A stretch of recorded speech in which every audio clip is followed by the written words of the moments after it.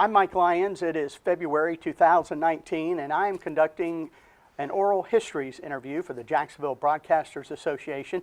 And we talk to some people that have been in the business quite a while. My guest today is Jerry Campbell, a longtime sales manager at several stations here in Jacksonville for many, many years. But Jerry, let's start out with how you got in the business. You first got into the broadcasting business and radio. Tell me how that came about. Yeah, well, I was released from the active duty on the Army and went back to Chicago, my hometown. And quite honestly, the only person that hired me was a guy by the name of Art Holt, who ran a radio station. It was an all-news operation owned by Gordon McClendon, who was one of the original icons of rock and roll radio and surf pictures and all that sort of stuff. He was a real character. Anyway, he hired me to work at a station, WNUS. It was all news. And we had no newscasters, so we had to keep hiring guys from other radio stations that were part of the McClendon group, bring them into Chicago and set them up, and we'd do all news. And what really made us, unfortunately, was the murders of all those nurses on the south side of Chicago, because one of our reporters lived right across the street. And so he was first on the air with it, and that sort of made our reputation. You were a copywriter there at the radio station. Yeah, right. Mm-hmm. Did you have any intention to go into broadcasting? Had you ever thought about it, or it just happened for you? I kind of leaned towards radio. I went to broadcasting school up at Marquette University, and so I decided I would put my education at least to some sort of use, and so I went into the radio station down there in Chicago. Mm-hmm. And what was your next step? You went to Hartford, I understand. Well, in Chicago, I was part of a group that used to meet at the Wrigley Bar every Friday afternoon. And one of the guys there worked for Zenith. And we were talking, and I was doing promotions and copywriting for WNUS. And he said, we're doing this unique experiment out in Hartford. We're doing pay television, and Zenith is providing the equipment that encodes and decodes the signals. One night. And he said, they're looking for a promotion guy. I said, really? So, and I wanted to get out of Chicago for a variety of reasons then, and decided I'd go talk to him. So I did, and I got hired, and so I moved to Hartford, and I worked for RKO General, who owned the station, and owned it in partnership with Zenith TV, and went to work there doing promotions. There's a pay TV station, you told me. I never really that's it. heard about pay TV station. How did that work? Well, what we did is they would scramble the signal, and then everybody, if you wanted, you'd get a box, and you put the box on top of your signal, and you had to dial in whatever it was you wanted to watch, and then it would unscramble the picture so you could actually watch it. So they pitched it to, RKO pitched it to the FCC that it was a way to get things like the London Ballet and the Boston Philharmonic and all this sort of stuff, and get people to watch it. Well, the truth is, what we got the most people watching were Elvis Presley movies and boxing matches. But that not being the side, that was what the success of the experiment was about. Mm-hmm. And then they finally ended it, and RKO wanted to figure out what to do with the station, and they ended up giving it away to a religious group. Well, for a variety of reasons, me and the religious group weren't going to mix too well. So I left and had no idea what to do, so I started a promotion company, ad agency type thing, but basically doing show promotions. Mm-hmm. And so I went from there to working for a guy who produced a lot of shows. We did a lot of camping shows and boating shows and snowmobile shows and ski shows and you name it. And then I finally got tired of the travel and decided I wanted to stick more closer to home, so I joined an ad agency in West Hartford and worked there. And then got hold of a couple different opportunities. I happened to be sitting in the office of the general sales manager for WFSB, which was a post-Newsweek station in Hartford. And he'd gotten a call from somebody at corporate, and they were looking for somebody who could talk to retailers and develop business, and you knew about radio, TV, outdoor, circulars, newspaper. So he hung up the phone. And you knew it all. Yeah, he hung up the phone. He said, well, there can't be but two of you guys in the country. Do you want to talk to him? Uh-huh. So I said, sure. So I set up a meeting, and I was to meet Don Carmichael in New York. I went down, talked with Don. Well, I'll give you an example. He said, I got a tire dealer, it was Jim Martin Tire at the time, down in Jacksonville, who won't get on television. What can I do? And I said, well, the best way to get him on TV is to sell him an idea. And if he likes the idea and can only be on television, you win. So he said, what kind of idea? I said, well, what I would do is bring in a bunch of people and say, I don't know what's wrong with my car, but it goes boop, boop, boop, boop, boop, boop, boop. And the guy says, oh, it's this, this, this. We can fix it at Jim Martin Tire. And just do a series of those people. And so he went back, pitched it to Jim Martin. The guy bought a ton of television. In fact, liked the broadcast so well, I think he sold his tire business and bought radio stations down in St. Augustine. But anyway, when they needed somebody to do this vendor program, they hired me and brought me down to Jacksonville. Was that a new thing in television, a vendor program, Well, new business development, I In guess? television, it was new, but it had been around for years in like circulars and direct mail and that sort of thing. Tom Frick was running the program. He started it here, and then it was very successful. And so Post Newsweek wanted him to take it to other Post Newsweek stations, Miami mostly, a little bit in Hartford and somewhat in Detroit, but not much. And anyway, so he ended up traveling a lot. So he needed somebody to take his place. So that's my job. I just came down here to work with Tom and be the guy here in Jacksonville. You were doing the vendor program, and you were basically developing business for Channel 4, but also other Post Newsweek stations as well. Well, no, it was mostly here in Jacksonville, but we generate a lot of business for 12 and for 17 and for radio stations and newspaper and outdoor, and programs we put together were very much multimedia. And so, we would end up having to buy a lot of time. We couldn't, of course, that's against the law, but we would get the client to say, well, you buy this over at 12 and get this over at 17, and these are the radio stations you ought to look at. And Was that a pretty successful venture for you? Yeah, very successful. The problem is it ended up, I was on the road all the time because we would go to market. We would go to the toy fair, and we'd go to the electronics show, and we'd go to, the SEMA show, and it was just one after another because that's where we'd pitch, that's where all the vendors were. And that's where we pitched. And you were pitching television to them. Yeah.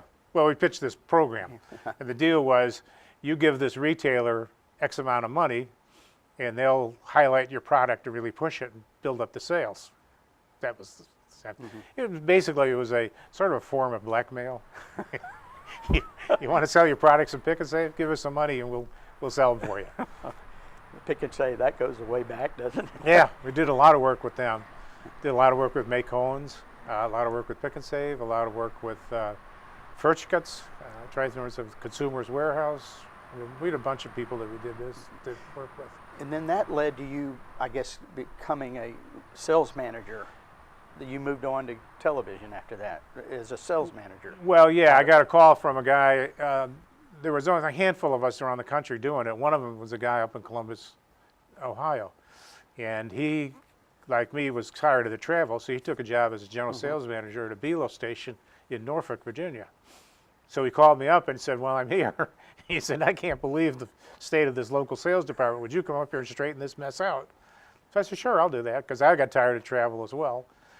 So I figured my family would love Virginia because my wife was from Connecticut and she liked Florida, and I figured, well, Virginia's a little bit of Connecticut, a little bit of Florida. This is perfect. So we went up there. Well, she hated it. Absolutely hated Virginia. But we lasted a year, and the kids weren't particularly thrilled with it either. And how was your experience there in Norfolk as a local sales manager? You had not done that specifically before. Oh, it was fine. I had a good time. I had an interesting cast of characters for salespeople. I had to let some of them go, but most of them were very good. But I had a girl she was a good salesperson, but boy, was she abrasive. So I finally made a deal with her, and I said, I'll give you all these accounts that are out of town.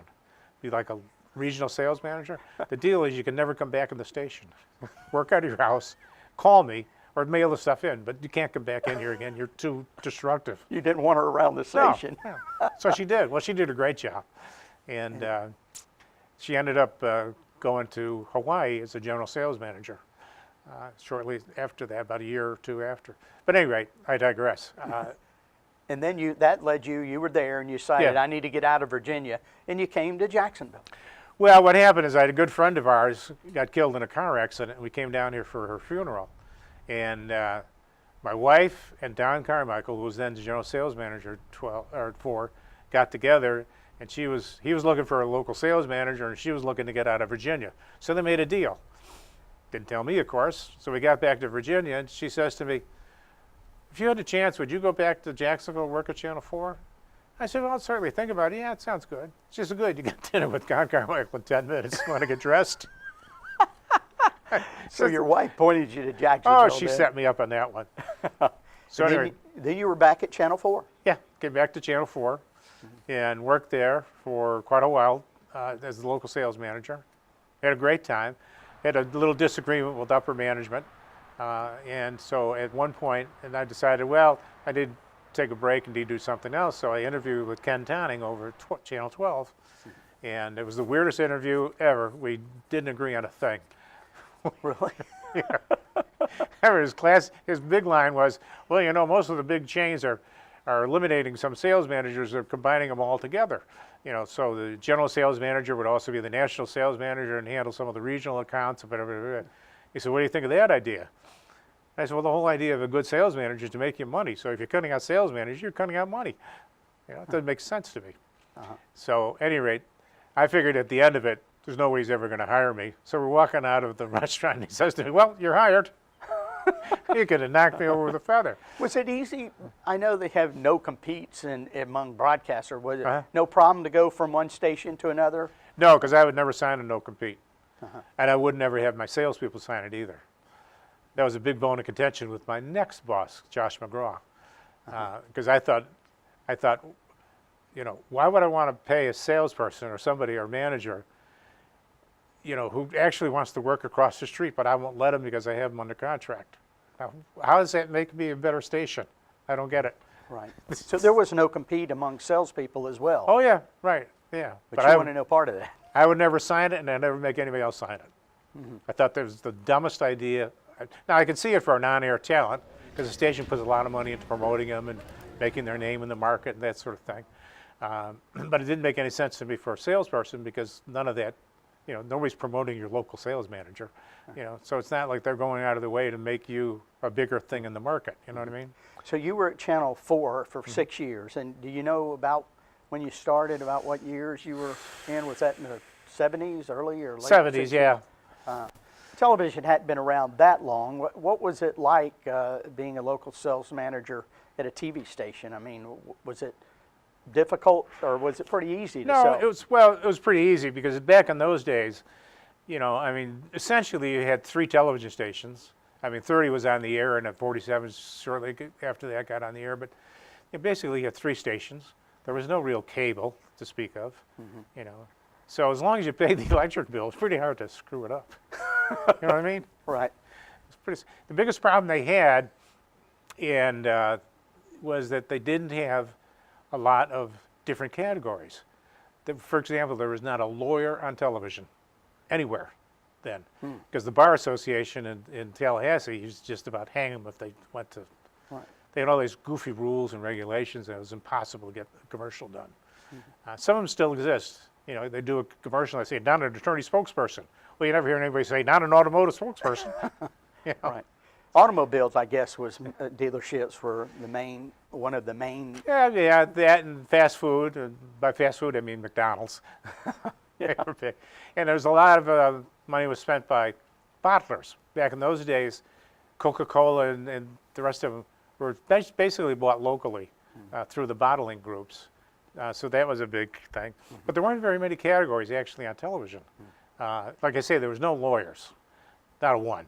And I hired a gal out of Miami called Debbie Dickinson, great salesperson. So she went out and actually convinced the first lawyer ever to come on television in Jacksonville. And I can't remember the guy's name, but I remember his commercial. He was riding a tricycle down in front of his house, and the tricycle flipped over. He said, well, I have an accident, you know. And with that, it opened the floodgates. And now they're we everywhere. had lawyers all over the place. All over the place. We had no doctors, no dentists, no medical facilities at all on television. You know, it was fast food, McDonald's, soft drinks, and some car dealers. But the car dealers were basically doing used car ads. So the big thing was you'd do a remote, you'd roll a camera out onto a thing, and they'd take one after another of used cars, drive by. Now you can get this 1954 Pontiac for a bit. That's what they were doing. So you went from 4, you went to 12. Ken Tonning hired you. Yes. Tell me about Ken Tonning. Oh, I worked for Ken. Ken's just a great guy. best sales manager I ever worked with, the best guy I ever worked with. He was very, he and I didn't really see eye to eye originally when I got there. We used to have some major knockdown, drag-out fights. In fact, I remember a couple of times I walk out of his office and the secretary would look at me like, "You still got a job?" So you knew the conflict there between you two. Right. Well, Ken was another old Army guy. He was an artillery officer. So, we got along, And how was it different working at 12 from 4? Was there much difference at all? There was a different feel, and Channel 4 in those days had a very distinct feel of, I don't want to be the guy that messes up this deal, because they had a ton of money. They had 60% of the market, I think, at that point, in dollars and cents. And so, it was very strong early news. I mean, it's incredible. The early news was so strong, the rates were so high. I remember going out to see a car dealer one time, and I was his local sales manager, and the salesperson was giving him the rates. He gave him the rate for the 6 o'clock news, and the guy says to me, "You guys are nuts." He said, "I own a dealership in Detroit, and I'm on your station, WDIV, and I pay a third of that for the 6 o'clock news." Wow. I said, "Oh, that's interesting." Well, anyway, here, just ignore him, keep on going. Well, that was a commentary on the strength of Channel 4 Oh, yeah. back then. So I got back and I called DIV and I said, "You got this guy in the air?" "Oh, yeah, well, what's his rate on the 6 o'clock news?" They told me. He was right, it was a third of what we were charging. Wow. So 3 times, Jacksonville TV station, Channel 4, at that time could charge 3 times more than Detroit. Yeah. That's kind of amazing, isn't Yeah. it? Well, not if you knew a Detroit station. But no, yeah, it was amazing. But what he didn't say is he was paying 10 times more for the late news than we were charging him, which I pointed out to him. Oh, I see. He But was in on those the days, late. 6 o'clock news was huge, and the noon news was another one that was huge. We used to have a standing deal with the anchor that did the noon news that if you ever got more than an 80 share of the audience, would buy him lunch. Well, he did once. Got more than 80 share. 80%. That's amazing. That is really incredible. Right. So your job at 4 was not to mess it up. Then you went to 12. Right. So then how was that a little bit different? Well, you had to be a little scrappier at 12, but it was a good station. They had really good people, and it was just a different sell. You were a lot more flexible. At 4, you had to develop categories. You had to get make homes to use television besides Christmas.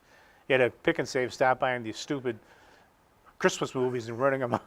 That's what they would do. They'd buy the movie and then they'd run it. That was their deal. Yeah. And Had to get them to buy in May. yeah, right, exactly. We should use television more as an advertising medium and get them out of, in those days, in Pick and Save's case, it was circulars. And now that it makes me real fan with the gal in Pick and Save that ran the circular program, but that was a whole other story.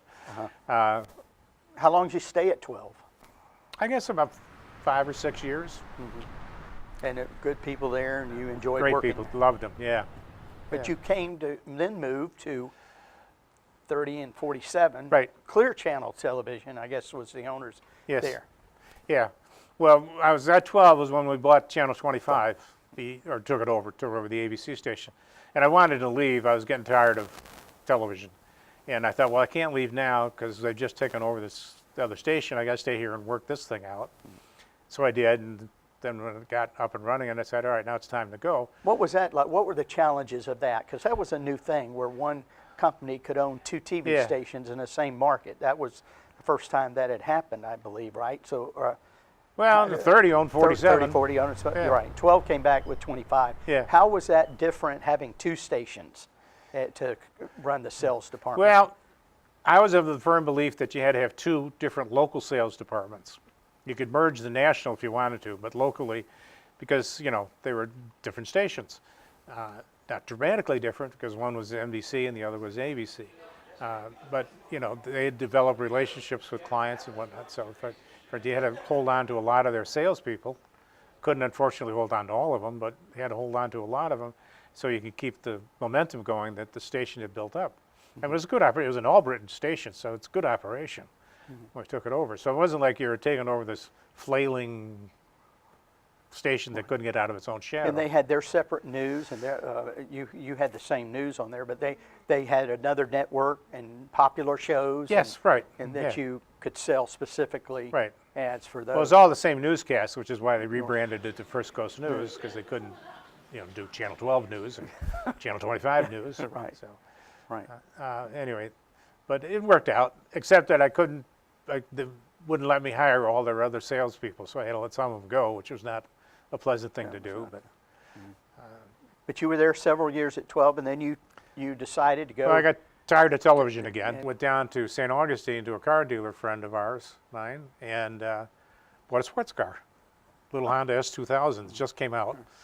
And of course, I was with Beverly at the time, and she thought I was going through second, whatever. That was nuts. So then when you got into the racing. Yeah, but that got me into driver's education. That got me into Josh, and that got me. So finally, I decided, well, I can't keep driving this car. I'm just wrecking it. So I went out and bought a car from California, actually. This 944, and had it shipped over. Raced that. So you met Josh McGraw. Yeah, And that you ended up going to Channel 30. 30, Right. and where they had everything together, and that was enjoyable to sell. Well, it was an everything. interesting concept. Yeah, which is what dragged me over there. And a lot of good people. So, it was interesting. It was something so fascinating to me, I couldn't pass it up. What was most fascinating about it to you? The melding of all the different media together. The radio, billboards, the live action, TV, Just put it all together. So Yeah. it was a powerhouse package you could sell. Right, exactly. Tell me about Josh McGraw. I know you met him. You were longtime friends, and Yeah, we disagreed a lot on how to sell television, but other than that fact, it was great. you sound like the way you talk. You had a lot of disagreements with I did. management about how to sell I did. television. I pretty much had my set way of the way I like to do things, and what I thought was right and what I thought was wrong. But you stuck around in Jacksonville for a long time, so you must have been right. I don't know. Or maybe they were just desperate to hire somebody. I have no idea. But Josh was a lot of fun to work for. We didn't agree about a lot of things. For example, he didn't like, I like to take decision making down to the lowest possible level. It's the one thing that the Army taught me, is don't make the decisions up here, push them as far down as possible. And one of the things that they were doing, I don't know if Josh did it or Phil Waterman, who was my predecessor, had it, but they wouldn't produce a rate card. So when the salesperson had to submit rates, they would come and they would sit outside the general sales manager's door. When I got there, I had the office, and there were these chairs outside. I said, what the hell are these things for? He said, well, that's where everybody sits, because then they have to go in, and Phil would tell them what rates to charge for the news and for this show and for that show. Oh, well, that's kind of silly. Why don't you just give them a rate card and tell them, all right, this is what I'd like you to get, but you could go to here or to here if you absolutely need to, but no lower than that. And so I produced a rate card. Well, Josh thought that was just evil. So you came to Jacksonville many years ago. You started first at 4. Yeah. You stayed in Jacksonville. Yeah, Why did you stay in Jacksonville? I like the people. I got really tired of bigger cities, and I just liked Jacksonville.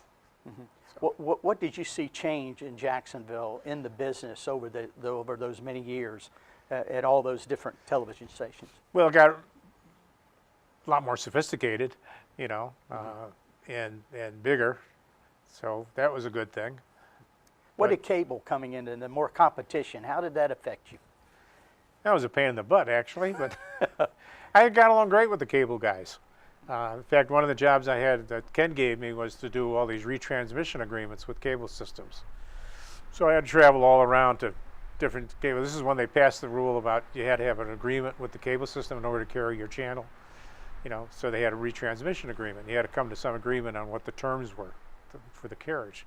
So I went around to all these cable companies. I was up in little towns in Georgia and all over the place. And made a lot of good friends in the cable industry. And it really paid off for us, because I remember one point when 12 was the official Jaguar station, and we were also the NBC affiliate, and they had a big game that the Jaguars were going to play at the exact same time that NBC was showing the Olympics and a real important event in the Olympics. So we call up, Ken called NBC, telling them they're just going to preempt it to run the Jaguar game. They said, well, you preempted, you're going to get any of the Olympics. We're going to pull them all off the station. They were just livid about it. Networks had a lot of power back then, didn't Oh, they? yeah. Oh, yeah. They had all the power. Uh-huh. Any rate, we went back and I talked to my buddies over at Comcast, which then it had a different name. I can't remember the name of it. But at any rate, we came to an agreement that they would carry the Jaguar game, I guess it was, on a separate channel there. And we would promote the fact that they could get we'd be doing the Olympics, because we had to. And you could get the Jaguar game over on this channel 113 or whatever it was over on the cable side. Yeah. So that worked well. So I went around to various cable companies. The Time Warner, we had the southern part of the market, and made the same deal with them. We'll promote it, and if you'll give us the channel to run the thing on. So at the same time I was collecting spot revenue for the Olympics, I was also collecting spot revenue for the Jaguar game. How did Jacksonville Jaguars coming to town, what effect did that have on sales and in television? It sparked it up a little bit. The biggest change I noticed was that there was a whole change in the attitude. The natives in Jacksonville had a terrible opinion of this city, in my opinion.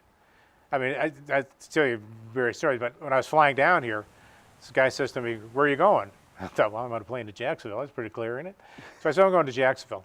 He says to me, oh, you'll hate it. First words out of his mouth. I said, really? He said, oh, yeah, it smells terrible. He said, where are you coming from? I said, Connecticut. He said, oh, God, that's beautiful states. This, that, and the other. And I'm thinking to myself, I said, really? I said, you ever been to Naugatuck, Connecticut? He said, no, why? I said, well, I'll tell you what. If Jacksonville smells worse than Naugatuck, I'll give you $100.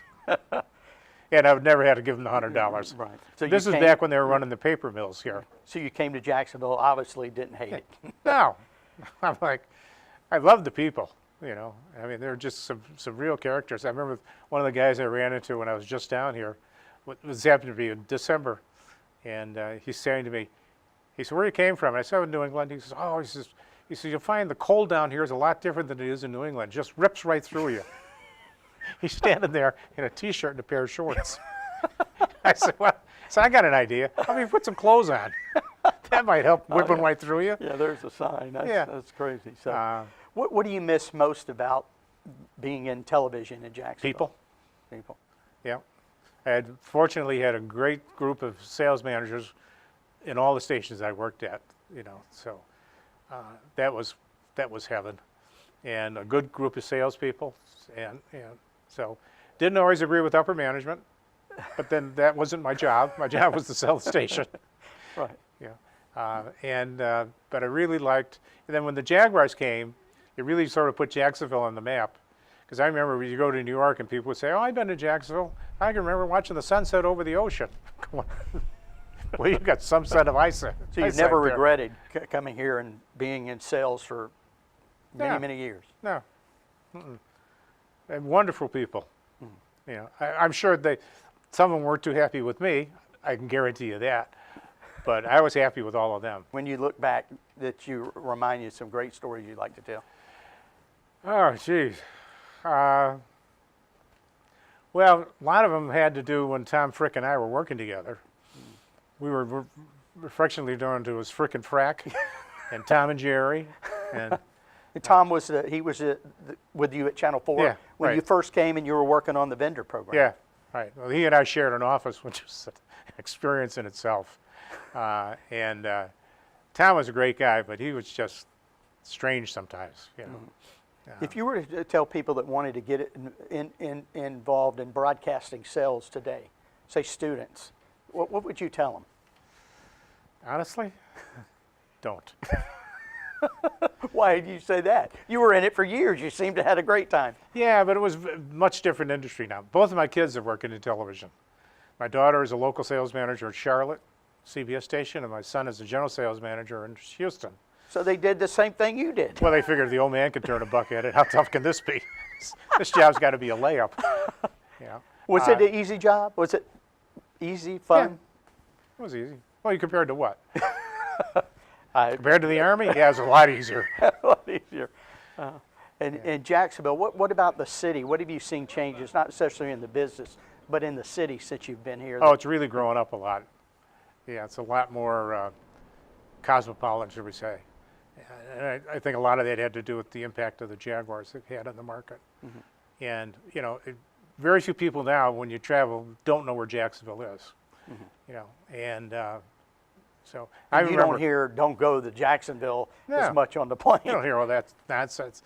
You know, when I came down here, the city used to come to a stop for Florida, Georgia, and TPC. I mean, literally to a stop, in my opinion. And now they come and go, and nobody even notices it because there's a lot more going on in the town. And the people in Jacksonville have really changed their attitude Yes. about Jacksonville. You've seen Right. that. Oh yeah, dramatically. Yeah, you know, it's just the whole area is growing up. I mean, Ponte Vedra is now supposed to be one of the top 10 richest counties in the country. You know, and you know, back then it was people kind of looked down on Jacksonville. Even the people who lived here really looked down on it. I mean, You don't sense that as much anymore. No, not at all. One thing I wanted to ask you, because I was always in news, you were in sales. What about the relationship between the sales department and the news departments? How was that? How was that relationship? I know, for example, I guess an example of me, if the car dealer was one of your biggest clients, and then news was doing a story about somebody being ripped off by the car dealer, you wouldn't have liked that. No, not really. I remember they did a story one time about this guy that came into one of Coggins' dealerships, and he bought a new car, a new Pontiac, with a suitcase full of $20 bills. So if you had it to do all over again, you'd love to do TV sales in Jacksonville again. Yeah, I'd probably do it again. Yeah, so I love the people. You know, they're great, and but right now I just am enjoying retirement. And yeah. Jerry, thanks for coming on. Thank you, sir. Appreciate it. Thank you. Great career. Thank you.